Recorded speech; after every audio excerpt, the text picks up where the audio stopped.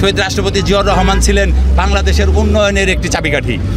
তিনি প্রথম মনে করেছিলেন এই যুবদল গঠন করলে যুব সমাজ ঢালাওভাবে বাংলাদেশ উন্নয়নের জন্য ভূমিকা রাখবে। ইনশাআল্লাহ তার ধারাবাহিকতা বজায় রাখার জন্য আমরা সারা বাংলাদেশের যুবদল আপনারা দেখবেন, খেয়াল করবেন, যে কোনো সামাজিক অনুষ্ঠান থেকে শুরু করে যে কোনো প্রোগ্রামে যুবদল স্বতঃস্ফূর্তভাবে অংশগ্রহণ করে এবং গরিব দুঃখী থেকে শুরু করে রাজনৈতিক প্রোগ্রামগুলোতে যুবদলের অংশগ্রহণ সবচেয়ে বেশি দেখতে পাবেন।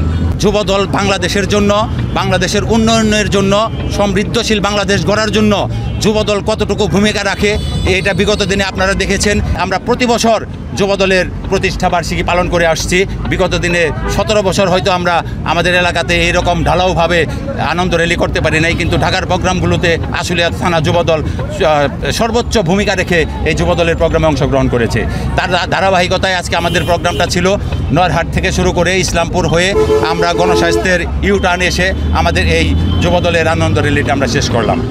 নেতা, প্রিয় নেতা ডাক্তার দেওয়ান মোহাম্মদ সালাউদ্দিন বাবু ভাই, এবং তাকে যদি হাইকমান্ড এবং তারেক রহমান নমিনেশন দেয়, আমি 100% শিওর দিয়ে বলতে পারি এই বাংলাদেশের মধ্যে সর্বোচ্চ ভোট বেশি পেয়ে এই সাভার আশুলিয়ার আসনটি বাবু ভাইয়ের পক্ষে থেকে আমরা তারেক রহমানকে।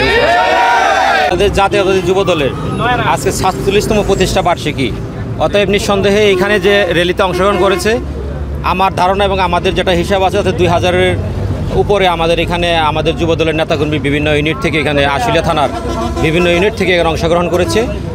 এখানে যেহেতু যুবদলের প্রতিষ্ঠা বার্ষিকী, এখানে প্রত্যেকটা নেতাকর্মী এখানে যুবদলেরই যারা অংশ, তারা যুবদলের নেতাকর্মী।